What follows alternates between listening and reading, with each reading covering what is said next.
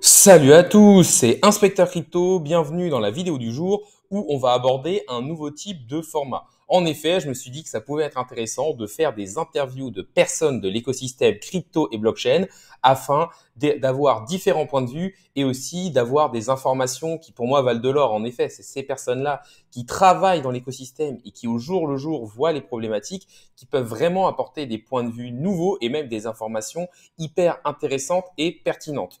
Donc, pour ce faire, je vais lancer plusieurs interviews. Il y en a déjà qui sont dans les bacs.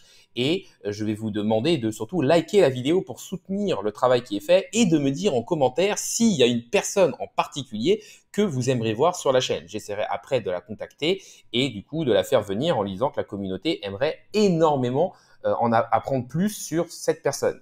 N'hésitez pas non plus à vous abonner, ça récompense le travail que je fais au jour le jour et ça permet de faire grossir la communauté. Mais on va tout de suite rentrer dans le vif du sujet avec la première interview de la chaîne et c'est une personne de DYDX.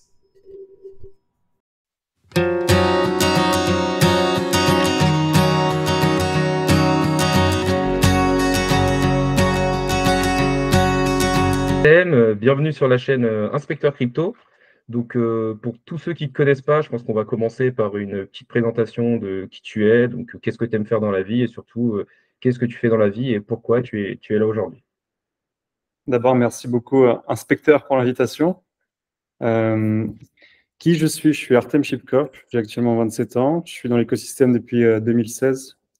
J'ai commencé assez tôt, quand j'étais encore étudiant, simplement des projets DeFi, des projets gaming. Et au fil du temps, j'ai réussi à transitionner sur les centralized exchange type Binance et Bybit. Et depuis actuellement 2021-2022, j'ai rejoint DYDX, d'abord en tant que lead France et actuellement aujourd'hui en tant que lead Europe. Ok, donc qu'est-ce que tu appelles un lead Europe? C'est quelqu'un qui essaie de montrer l'image de DYDX au niveau Europe, c'est ça? Exactement. En fait, chez DYDX, on a une distribution qui est faite sous deux étages. Une qui est sur le retail, c'est ce qu'on appelle du coup les traders qui peuvent trader comme toi et moi, et une partie qui est institutionnelle. Et la partie institutionnelle, ça varie entre les trust funds, les VC, les boîtes B2B qui peuvent être considérées comme Ledger, par exemple. Donc, il y a un double scope qui est orienté. Moi, mon objectif, c'est de trouver une distribution et un partenariat avec ces entreprises et ces retail. Ok. Et du coup, dans la partie un peu plus gaming que tu faisais au début ou DeFi, quel était ton rôle? C'était aussi plus, on va dire, entre guillemets, du marketing et promouvoir la boîte ou c'était quelque chose peut-être de plus technique, peut-être plus du code ou quelque chose comme ça?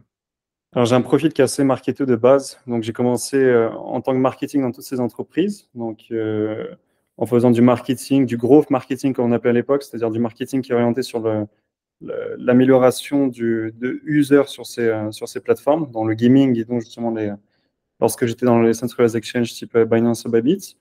Euh, et j'ai également eu une boîte de marketing qui existait encore, qui s'appelle Course Incubator, dans lequel j'ai aidé énormément de personnes dans le marketing avant de transitionner sur DYDX complètement.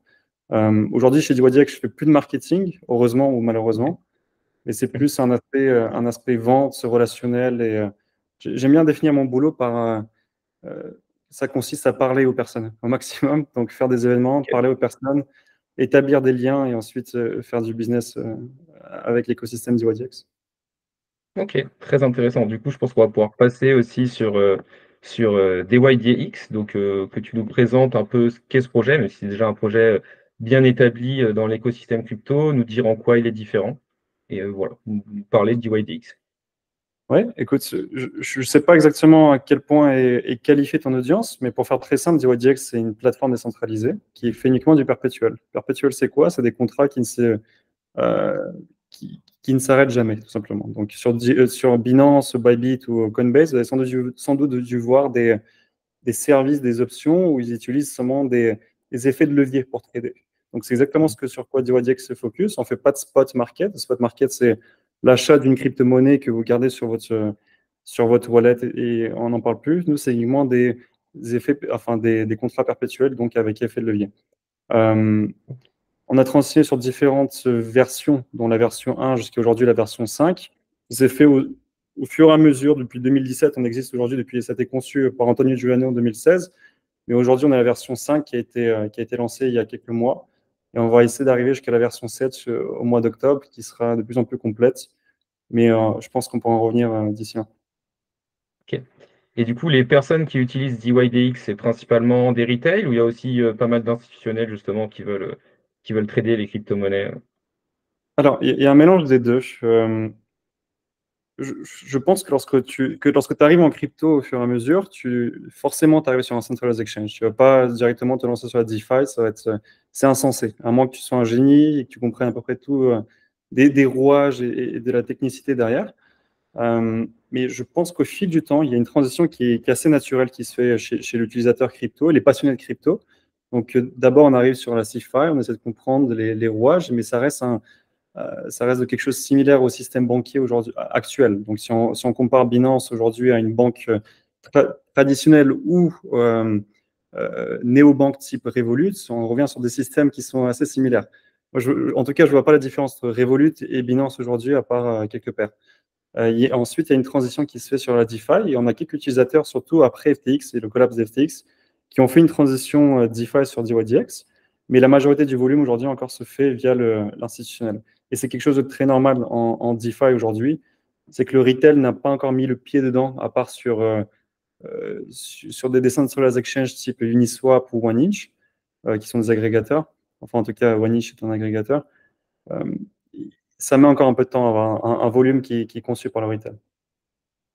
Ok, et du coup, pour essayer justement d'attirer plus ces retail, comme tu l'as dit, aller sur le côté décentralisé d'un projet, ça peut être un peu plus compliqué pour une personne qui s'y connaît pas. Elle va devoir déjà avoir son propre wallet plutôt que de déposer des fonds sur Binance et après ne même pas avoir à suivre du tout. Du coup, comment DYDX essaie justement d'attirer ces personnes en peut-être essayant de simplifier l'interface utilisateur ou essayer de rendre peut-être plus facile euh, l'utilisation de la DeFi? Exactement. Ça, c'est un aspect qui est assez important en DeFi aujourd'hui. C'est la complexité de la DeFi actuelle. On a l'impression de revenir sur des choses assez similaires qu'avec Internet à l'époque. On n'a pas forcément besoin de savoir quelles sont les composantes techniques derrière, pourquoi est-ce qu'on utilise Cosmos, pourquoi est-ce qu'on est décentralisé. L'utilisateur, lui, veut une plateforme simple d'utilisation avec des paires, un effet de levier et la liquidité. C'est point barre, on n'en parle plus. Et c'est exactement ce qu'on essaie de couvrir. Forcément, il y a l'aspect ingénieur. Si tu laisses aujourd'hui la boîte uniquement des ingénieurs, bah, ils vont te pondre un produit fait pour les ingénieurs, c'est-à-dire un truc incompréhensible. Donc, il faut un mélange de tout. Et on a une équipe qui est assez large et talentueuse pour en faire en sorte que l'utilisateur expérience soit similaire au Centralized Exchange. Donc, aujourd'hui, si vous tradez sur du YDX, vous pourrez faire votre propre avis, mais on est sur une expérience qui est assez similaire au sexe. Donc, on a les mêmes effets de levier, les mêmes commandes, entre guillemets. Peut-être ce qui peut me manquer un petit peu, c'est encore la liquidité, mais après, c'est des choses qui vont venir avec le temps, avec le retail, les market makers et les VC qui vont apporter de liquidité, et également les produits qu'on va apporter autour. On a une application mobile également. Ça, c'est des choses qui peuvent être retrouvées sur des choses type Centralized Exchange et qui ne sont pas communs sur la DeFi. En tout cas, moi, je ne connais pas énormément de projets de DeFi qui ont une application Android et une application iOS, et c'est le cas avec Je ne savais même DYDX. pas que vous en aviez non plus. Ouais, ouais, écoute, ça fait pas très longtemps que c'est sorti sur la V4, vous pouvez le télécharger assez facilement. Souvent, les traders, en tout cas, ne traitent pas sur application parce que ça peut être dangereux pour eux. C'est vrai. Et c'est toujours bien pour monitorer, enfin, pour suivre, le terme français exactement, pour suivre tes trades. Si tu vas à la boulangerie, tu achètes ton pain tranquillement et que tu veux closer ton trade ou justement prendre tes profits, c'est toujours cool. Il y a une transition qui est faite souvent. Euh, L'interface utilisateur n'est pas souvent updated sur portable. Ça, c'est fait exprès parce qu'en fait, il faut du temps. Et il faut simplement des améliorations sur mobile. Et dont on retrouve justement cet aspect retail qui a besoin du mobile. D'ailleurs, 25% d'utilisateurs utilisent l'application mobile aujourd'hui. Donc, ce qui est énorme. Ok, donc du coup, si j'ai bien compris, il y a un gros travail qui est fait pour simplifier un maximum l'utilisation de la DeFi chez DYDX. Exactement. Donc, il y a plusieurs langues disponibles également, dont le français. Certes, il y a des petites erreurs, je remarque de temps en temps, mais ça, c'est des choses qui vont être améliorées avec le temps, en tout cas. Ok, du coup, pour revenir à ce que tu avais dit sur FTX, j'avais une petite question qui était un peu une double question. C'était comment un échangeur décentralisé vit-il un bear market? Parce que forcément, on sait qu'il y a moins d'utilisateurs et du coup, possiblement moins de volume. Mhm. Et de l'autre côté, on va dire aussi des mauvais événements comme les Signes Noirs ou le Black Swan qu'on a vu avec FTX, qui pour moi, pour vous, était peut-être plus une aubaine, vu que ça a montré aux gens que la centralisation pouvait avoir des problèmes et du coup peut-être ramener un certain nombre d'utilisateurs et du volume à des YDX, justement. Clairement. Si je me rappelle bien, lorsque FTX s'est effondré, on a eu un spike de volume jusqu'à 10 milliards quotidiens. Aujourd'hui, on fait à peu près entre 1 et 2 milliards par jour. Donc, Ouais. c'est quasiment 10 fois le volume qu'on fait actuellement. Et c'est resté pendant plusieurs semaines d'ailleurs. Euh, Forcément, la transition a été faite. Il y a eu le déclic chez l'utilisateur, chez les market makers, chez les institutionnels qui ont fait en sorte que, OK, ça fait un bon moment de temps que les personnes répètent que les centralized exchanges ne sont pas si viables que ça. C'est une boîte noire qui finalement qui n'est pas transparente et il faut transitionner sur les échanges décentralisés. Euh, En revanche, suite à cet événement, on reste en crypto. Donc les gens ont une mémoire de poisson rouge, oublient assez vite. Et on a une transition qui s'est refaite encore sur le Centralized Exchange. Ça, c'est normal. Lorsque le retail arrive, forcément, il doit repasser par là. Ça, c'est une chose compréhensible. Euh, Comment est-ce qu'on vit le bear market autre que l'événement avec FTX? On a des volumes qui sont assez stables aujourd'hui.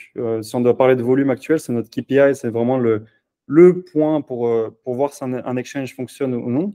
On reste toujours leader sur le marché décentralisé. Donc, on est entre 1 et 2 milliards de volume par jour.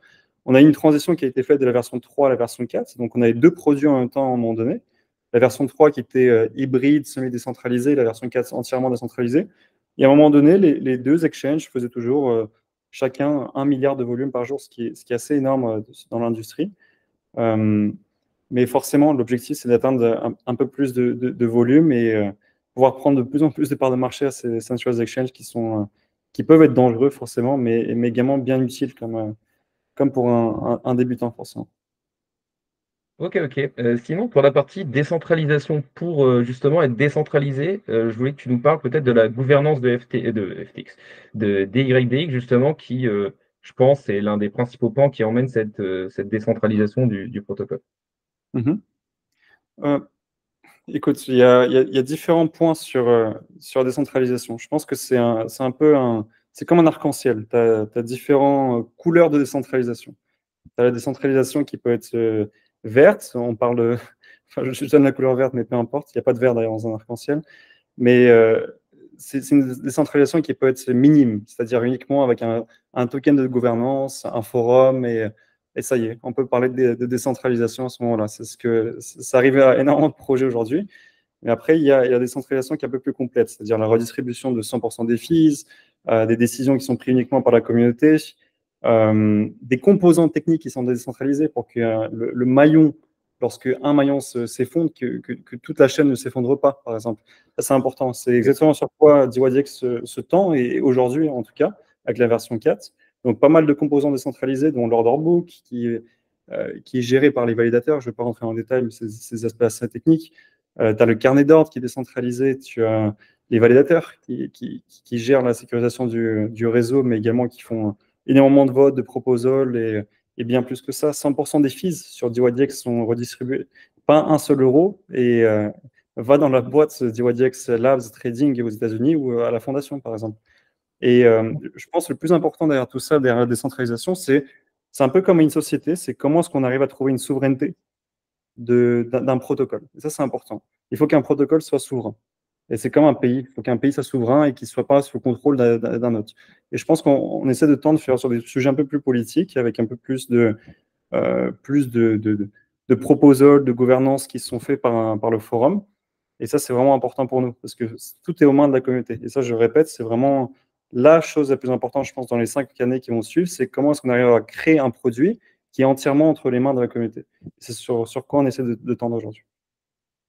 Ok, donc des belles perspectives d'avenir pour DYDX, du coup. Maintenant, j'aimerais bien qu'on repasse un petit peu sur toi et du coup, savoir un peu quel type d'investisseur étais-tu. Donc déjà, est-ce que tu investis ou pas? Pour une personne dans les cryptos, je pense que oui. Est-ce que tu as un profil plutôt risqué ou non? Quelles sont tes différentes stratégies? Est-ce que tu vas être plus court terme en faisant du trading, par exemple sur DYDX, plus moyen terme, long terme, un peu les trois? Est-ce que tu as des erreurs de débutants qui ont pu te coûter un peu de capital au début? Et surtout, est-ce que tu es diversifié, par exemple? C'est-à-dire principalement crypto, vu que tu as les connaissances et que tu es dans l'écosystème, ou alors est-ce que tu as un peu aussi d'immobilier, d'actions? Ça fait beaucoup de questions, mais je vais te laisser répondre avec ça. On rentre sur un sujet plus autour de moi. Écoute, profil très risqué. Je recommande à personne de faire la même chose que moi. Moi, c'est le profil C'est en le tout cas côté que j'ai. DeFi un peu. Ouais, bien plus que ça. J'ai un profil vraiment très, très, très risqué. Je ne vais pas rentrer dans le détail là-dessus, mais j'ai la chance d'être encore suffisamment jeune. J'ai 27 ans aujourd'hui. Je peux me considérer comme un profil très à risque jusqu'à mes 30 ans. Ça, c'est quelque chose que j'ai décidé par moi-même. Quitte à tout perdre, je suis prêt à tout perdre avant 30 ans. Donc, euh, comme j'ai répété, je suis dans l'industrie depuis 2016, donc forcément, j'ai eu des gains qui sont assez importants. Pas uniquement en crypto, mais j'ai investi énormément sur le private equity, donc en start-up. Les startups qui sont basées tout simplement dans les pays émergents, type Inde, Nigeria, les États-Unis qui ne sont pas un pays émergent, mais qui sont assez importants. Donc, j'investis énormément là-dessus via Angel.co, qui est une méthode d'investissement en private equity qui est possible de faire sur Internet, tout simplement. Crypto, forcément, DeFi, Bitcoin qui reste mon préféré, Ethereum, forcément. Euh, j'ai pas forcément de coup de cœur pour une crypto précise ou quoi que ce soit parce qu'il y a simplement des trends et les personnes doivent suivre les trends. Je suis un profil qui est assez risqué, comme je l'ai mentionné, donc il y a une rotation de trends qui se fait. Souvent, j'investis, je rotate mon capital et je continue à investir là-dessus. Trading ou non, avec effet de levier, je déconseille de faire des effets de levier à 10 ou à 20. En tout cas, moi, je me limite à 1, 2 pour me hedger, c'est-à-dire me couvrir sur certains aspects. Sinon, ça reste sur Ok. du spot, ça reste sur du très long terme. Il faut essayer de voir sur 5-10 ans et j'essaie de faire pareil sur tous mes investissements, c'est-à-dire crypto, equity ou j'investis pas en index ou en action en tout cas, mais c'est mon profil actuel. Ok, donc plutôt profil long terme. Tu t'essayes même pas de, entre guillemets, timer l'intercycle en essayant d'acheter plutôt bas, à essayer de vendre vers le haut, même s'il est très difficile à timer, ou en tout cas prendre des profits sur la montée pour les réinvestir lorsque ça repart. Enfin, Pour le coup, je le fais énormément en crypto parce que après 3 cycles, forcément, tout se répète et tout se je commence à ressemble. Donc, comprendre. on commence à comprendre assez facilement, en effet. Si, il y a eu des prises de profit qui sont faites assez haut, un achat qui fait assez bas. Finalement, c'est plus la psychologie de l'investisseur. Lorsque je remarque qu'il y a une peur commune sur le crypto Twitter, pour moi, c'est des signaux d'achat. Mais en revanche, lorsque tout le monde est bullish et tout le monde est euphorique, pour moi, c'est des signes très clairs qu'il faut vendre. Et j'essaie de faire à peu près. C'est pas facile pour être honnête, parce que on a souvent cet effet moutonnier. On veut être bullish aussi, on veut être un petit peu retard et dégène et acheter du même coin. Mais j'évite de le faire, en tout cas. D'ailleurs, c'est souvent quand on se sent mal à l'aise avec un investissement, enfin, Ouais, avec une décision d'investissement, que c'est le meilleur moment d'investir parce que justement, c'est là que personne n'y va et souvent que tu as les plus belles opportunités. exact. Du coup, maintenant, je voulais passer plus sur le marché en soi. C'est-à-dire, qu'est-ce que tu penses un peu du marché? En plus, toi qui es sur. Bon, après, tu m'as dit, qui est plus justement directement dans le marché via un decentralized exchange, tu peux un peu plus voir comment ça se passe. Bon, après, tu m'as dit qu'au niveau des volumes, ça restait assez stable. Et donc, qu'est-ce que tu en pensais? Est-ce que selon toi, on est toujours en bull run ou dans le pire scénario en bear market? Moi, personnellement, je ne le pense pas, même si on a eu cette belle baisse. Je pense plus que c'était qu'on était un petit peu en avance en ayant fait un all-time high avant le halving et peut-être qu'on était un peu en surchauffe avec tout ce qui était ETF. Selon toi, du coup, où on en est? Est-ce qu'on est en conciliation d'intercycle? Est-ce que pour toi, ça va durer? Et qu'est-ce que tu penses un peu du marché avec justement l'arrivée des institutionnels qui se fait de plus en plus via les ETF, avec par exemple le TF Ethereum qui devrait arriver et peut-être même Solana dont on entend parler. Je vais commencer par ta dernière question. Les institutionnels, ils sont là depuis un bout de temps, en fait, finalement. C'est eux qui drivent la majorité du volume, des fees et de l'utilisation crypto en général, pas uniquement Centralized Exchange également. Donc, part des layer 1, layer 2, projets DeFi, agrégateurs, la majorité du volume se fait par les institutionnels. Donc ça, il faut comprendre que les institutionnels sont là depuis un bout de temps, et je dirais même depuis 2017 finalement. Après, est-ce qu'on parle d'institutionnels qui sont d'un point de vue type ETF, ETP? Là, c'est encore différent. Pour le coup, ça arrive. Du coup, avec Bitcoin, Ethereum, peut-être Solana et d'autres coins qui vont suivre par la suite. Souvent, lorsqu'on remarque que les ETF suivent les ETP, donc vous pouvez les voir simplement sur des partenaires comme 21Shares qui lisent déjà énormément d'ETP, qui peuvent par la suite devenir des ETF. Donc ça peut être intéressant pour un avis global de quels sont les prochaines les trends crypto.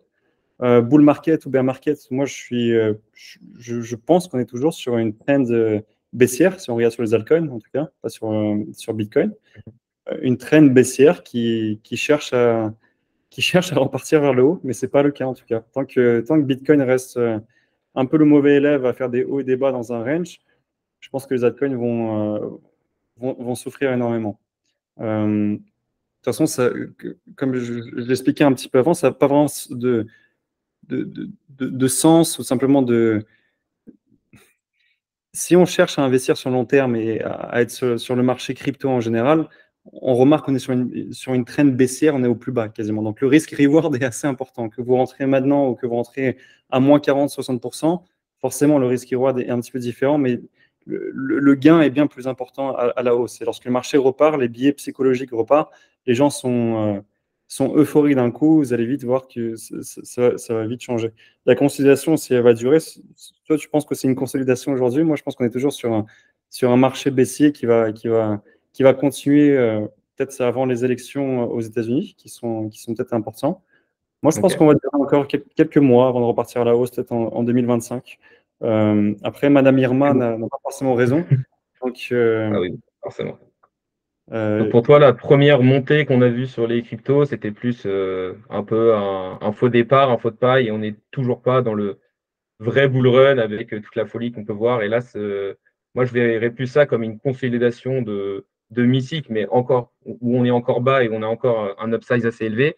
Mais je pense qu'on est plus dans un bull run de manière globale. Mais après, tout dépend toujours du time frame qu'on prend en considération. Forcément, si on prend sur les derniers mois, là, c'est difficile de dire qu'on est en bull run. Si on est un peu plus large depuis le point bas à 15 000, on peut se dire que oui, on est quand même sur une trend haussière. Donc ça, tout va dépendre toujours du time frame. ouais, exact. Après, il faut regarder peut-être sur une time frame qui est globale depuis la création, par exemple, du Bitcoin sur une durée un peu plus large à l'année. Euh, c'est complexe à dire. Je pense que j'étais assez humble avec la crypto depuis 2016 pour comprendre que personne ne sait. Même si tu peux poser la question à- au plus grand économiste, Ray Dalio, si tu veux, il faut comprendre qu'il y a des cycles, forcément, mais personne a la réponse à ça. Est-ce qu'on est dans un bull market, bear market? Forcément, il y a des trends. Quand est-ce que ça va durer? On a peut-être des points, des news qui peuvent être importantes pour relancer la crypto, dont les élections aux États-Unis. Arriver des institutionnels, c'est déjà le cas. Et ça, je reste super bullish. En tout cas, c'est la meilleure news qui puisse arriver. Institutionnel, gouvernemental. Forcément, la crypto est là pour rester. Ça, on est sur un point concret. On est là pour rester. Après, comment est-ce que les régulations vont évoluer? Quelle crypto va rester? C'est un autre sujet.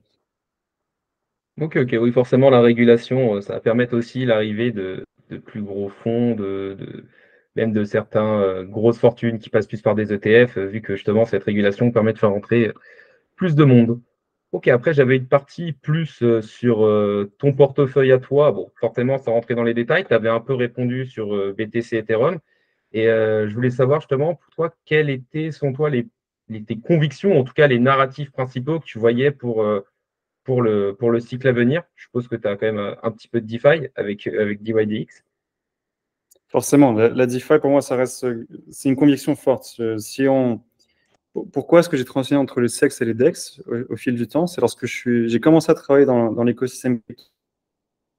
Ça n'avait pas de sens de travailler sur quelque chose qu'on peut appeler aujourd'hui de la CeFi. Autant rester autant rester dans l'industrie bancaire ou financière de base. Ça n'avait aucun sens de reproduire les mêmes mécanismes et la même chose avec les mêmes rouages, avec les mêmes. Enfin, ça n'avait vraiment aucun sens. Donc pour moi, c'était soit envoyé sur une vision un peu plus DeFi, c'est-à-dire plus Satoshi oriented, avec beaucoup de décentralisation et Euh, Vraiment retrouver de la souveraineté aux mains de la communauté, ça c'est important sur un projet crypto. Soit il n'y avait pas de sens pour moi de travailler en crypto. Donc DeFi, forcément, c'est important. Cosmos en particulier, l'écosystème Cosmos, pas Cosmos en lui-même, en tout cas, qui est un petit coup de cœur pour moi. Pourquoi? Tout simplement parce que je pense que c'est ce qui est le plus décentralisé dans l'écosystème aujourd'hui. Euh, et après, comme je t'ai dit, d'un point de vue investisseur, je suis plus dans la recherche de narrative, dans la recherche de trends, essayer d'anticiper un petit peu les narratives et les trends. Aujourd'hui, on voit une belle chose qui commence à éclore, c'est l'écosystème Ton avec Telegram. Tu as peut-être dû en entendre parler. Ça, il faut peut-être s'observer parce que c'est intéressant. Le retail, forcément, justement, il est là. Moi, je suis utilisateur de Telegram chaque jour. Donc, je me dis, si à un moment donné, ces utilisateurs peuvent se transitionner sur la crypto, ça peut être plus qu'intéressant. Et les institutionnels aiment les retail. Donc, ça, c'est une chose à savoir. Euh, Après, il n'y a pas forcément une crypto sur laquelle je suis marié. J'étais marié en 2016 sur une crypto précise. Lorsque j'ai commencé, c'était XRP, mais c'est plus le cas Ouais, aujourd'hui. c'est très bien passé du coup. Non, forcément, du coup, tu apprends avec le temps. Chacun peut faire des erreurs. Euh, donc voilà. Ok, du coup, toi, tu serais plus Bitcoin ou Ethereum? Bon, après, il y a les idéaux de Bitcoin. De l'autre côté, il y a la technologie d'Ethereum qui permet aussi de faire passer pas mal de DeFi. Donc, je suppose que tu es un peu les deux, mais est-ce que tu aurais une petite préférence? Moi, je suis plus d'avis du Bitcoin, en tout cas, pour se protéger avec ce qui se passe dans le monde aujourd'hui, avec les fluctuations économiques. Je pense que Bitcoin est plus approprié aujourd'hui. Après, Ethereum, c'est vraiment deux points différents. C'est comparer l'or aux actions quasiment.